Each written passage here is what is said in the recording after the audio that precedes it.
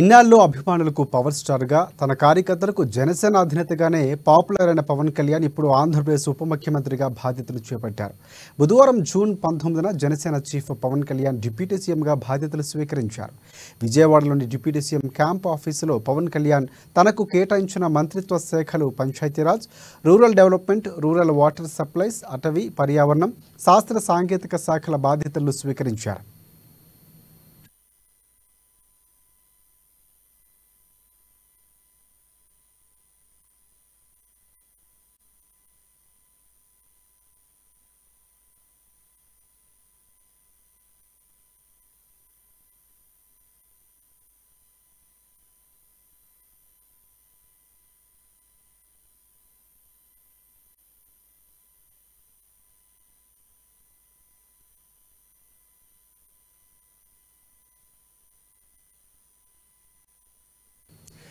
ఇక క్యాంప్ ఆఫీసులో సరిగ్గా ఉదయం 10:47 తన క్యాంప్ ఆఫీసులో బాధ్యతలు స్వీకరించారు పవన్ కళ్యాణ్.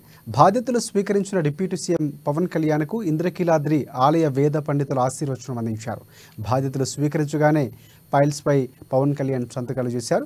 మంత్రిగా బాధ్యతలు చేపట్టిన పవన్ కళ్యాణ్ 2 ఫైల్స్పై సంతకాలు చేశారు.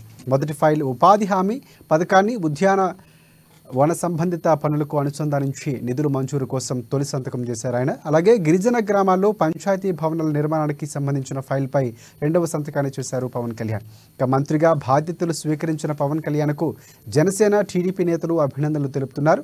పిఠాపురం మాజీ ఎమ్మెల్యే వర్మ, జనసేన నేత కొత్తపల్లి సుబ్బారాయుడు, నాదెండ్ల మనోహర్ తదితరులు పవన్కు శుభాకాంక్షలు తెలిపారు.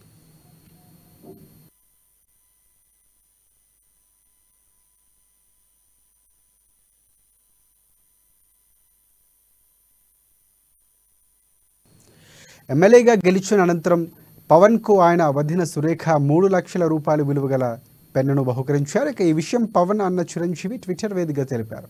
అయితే ఈ పెన్నును సురేఖ పవన్కు బహుకరిస్తూ అధికారికంగా తీసుకునే నిర్ణయాలపై ఈ పెన్నుతోనే సంతకం చేయాలని ఆమె కోరినట్లు సమాచారం అందుతోంది.